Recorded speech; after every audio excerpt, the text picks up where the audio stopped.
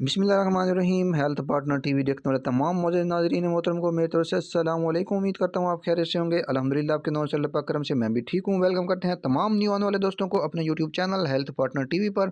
Friend, आज की video में आपके साथ एक ऐसा नुस्खा पेश करूँगा, अगर आपका बीपी लो होता है या आपका ब्लड प्रेशर हाई रहता है, इन दोनों सूरतों में दोनों पेशेंट जिनका बीपी लो होता है या हाई होता है, इंशाल्लाह वो इसको इस्तेमाल करेंगे तो उनका जो है बीपी लो होना या हाई होना इंशाल्लाह ख़त्म हो जाएगा।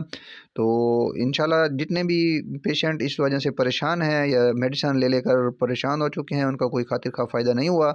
और कुछ ऐसे पेशेंट होते हैं जो कि मुस्तकिल मिजाजी से उनको एक आधी टैबलेट ब्लड की खानी पड़ती है, या बीपी लो की या हाई की।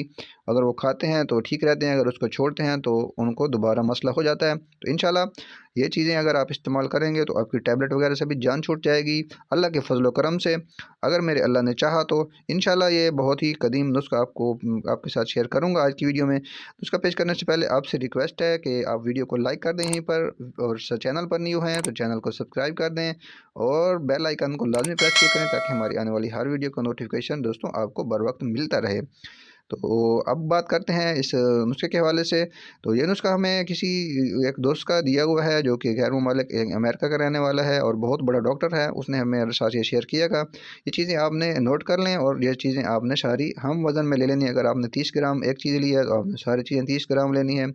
तो इनको आपने 4 किलो पानी में डालकर आपने इनको उबालना है। इतना पकाना है कि 1 किलो पानी बाकी रह जाए।